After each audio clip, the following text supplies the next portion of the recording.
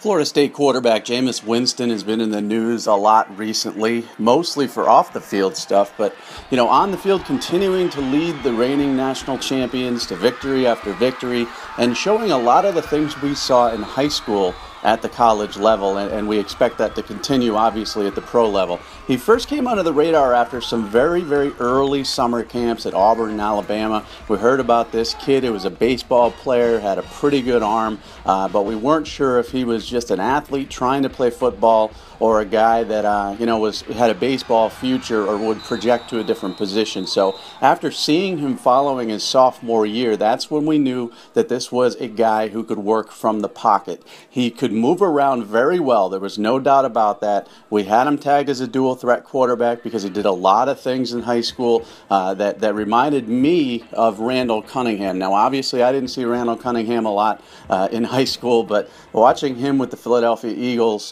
the way he just effortlessly moved around the field and bought time, didn't always tuck and run, made good decisions as to when to throw. His decision making is really what stood out to me about Jameis Winston. He didn't have the cannon arm that Randall Cunningham had. He has a very good arm and had a very good arm in high school. Accuracy was one of the things that I think he had up on Randall Cunningham a little bit. He led his receivers extremely well and consistently and threw one of the prettiest long balls you're going to see. And you got to remember, we were very difficult on quarterbacks around this time. The 2011 class, we had no five-star quarterbacks.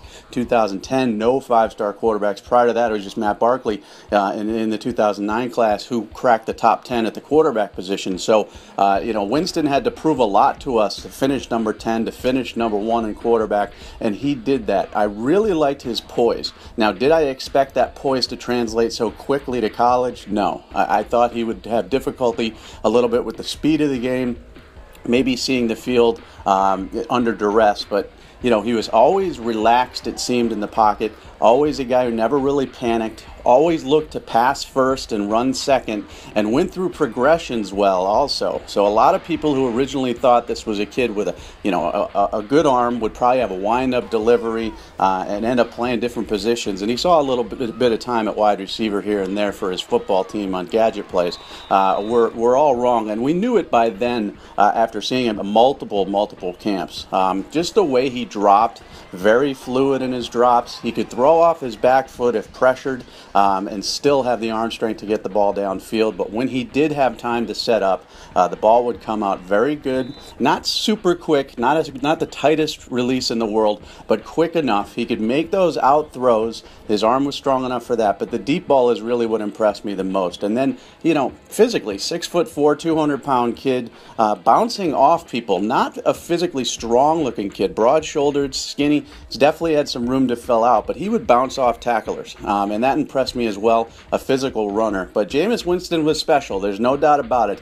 Famous Jameis has become probably bigger than life when it comes to everything that's occurred with the national championship, off-the-field stuff, but we knew him as Jameis Winston. We knew him as the number 1 quarterback in the 2012 class, and just a terrific prospect that got out of state. Damian Craig luring him to Florida State, and the rest is history. So just a look back on one of the best quarterbacks we've seen over the last 10 years.